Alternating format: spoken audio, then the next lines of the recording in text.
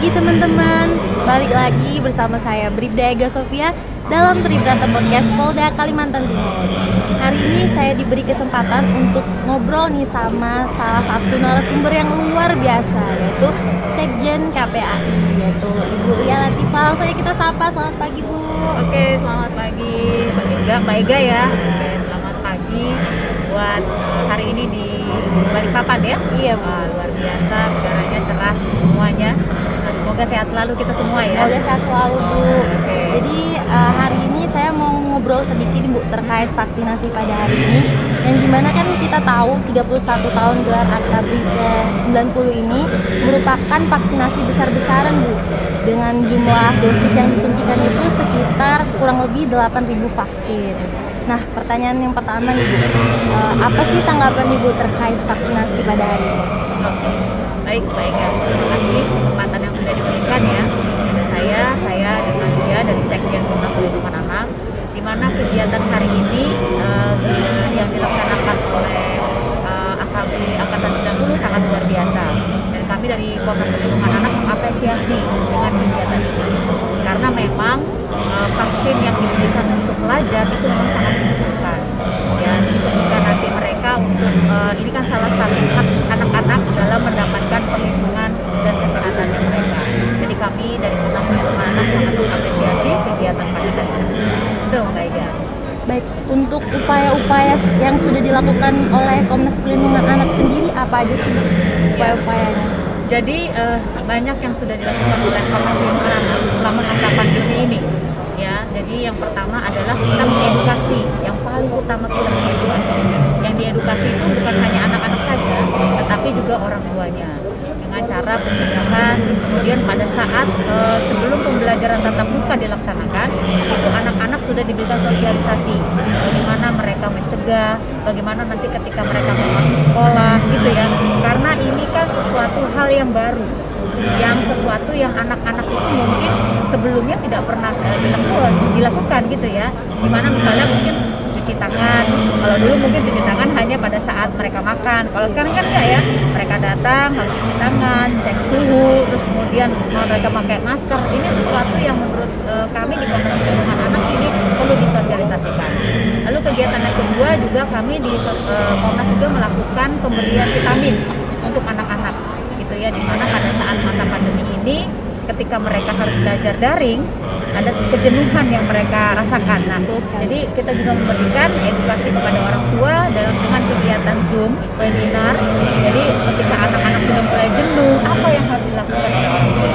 Apa juga yang anak-anak harus lakukan ketika mereka melakukan kegiatan pembelajaran? Nah, itu. Jadi lebih ke edukasi Bu ya? Kita lebih ke edukasi. Terus karena memang ini sesuatu hal yang baru. Jadi begini. Kita nih sering sekali berhadapan dengan bencana, sama dengan pandemi ini. Jadi bencana global.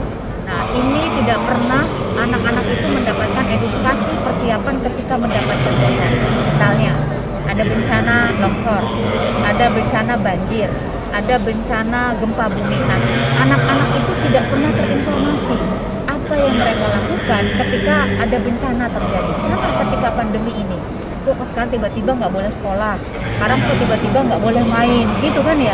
Terus loh kok sekarang tiba-tiba kita harus menjaga jarak seperti ini, kok sekarang kita harus pakai masker, apa fungsinya? Nah, jadi kita di Komnas ini lebih kegiatannya preventif edukasi, itu ya, pencegahan. Iya, kita lebih ke pencegahan. Jadi karena memang kan sekarang ini ketika pandemi banyak sekali anak-anak yang kehilangan orang tuanya. Ayahnya meninggal, ibunya meninggal, bahkan dua-duanya juga nggak ada, anak yang menjadi yatim piatu. Nah, kondisi-kondisi seperti inilah yang Komnas Perlindungan Anak sangat peduli.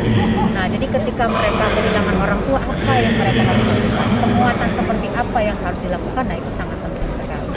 Itu. Kemudian Bu, untuk antusiasme anak-anak sendiri Bu, terutama para pelajar di Kota Balikpapan dalam mengikuti vaksin pada hari ini tuh gimana sih Bu? Tadi saya sempat ngobrol dengan salah satu anak ya.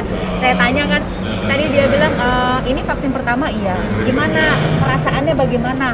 Takut sih Bu, katanya gitu. Jadi dia agak-agak takut. Terus dia bilang ini, tapi kamu tahu nggak manfaatnya kamu vaksin hari ini tuh untuk apa?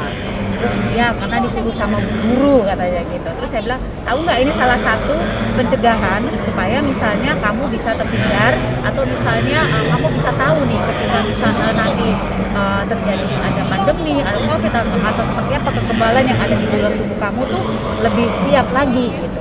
Nah, jadi tadi sempat ya, diskusi juga, bertanya juga dengan salah satu anak yang ada di sini. Tapi mereka senang sekali. Waktu saya tanya senang nggak tatap muka, oh senang banget Bu. Jadi kalau kayak gini kita bisa sekolah lagi, kita bisa ketemu teman-teman lagi. Jadi dengan adanya vaksin ini mereka senang banget.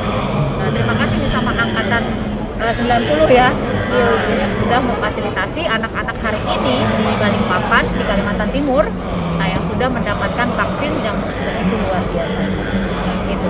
Baik Bu, kayaknya waktunya udah mulai habis nih, Oke, Bu. siap. Terima kasih Bu karena udah memberikan tanggapannya terkait vaksin hari ini, kemudian juga udah memberikan penjelasan terkait antusiasme anak-anak di sini. Semoga apa yang Ibu berikan tadi bermanfaat juga untuk menjawab pertanyaan teman-teman di rumah. Terima kasih Bu. Baik, terima kasih Mbak Ega. Salam sehat, salam semangat. Semoga pandemi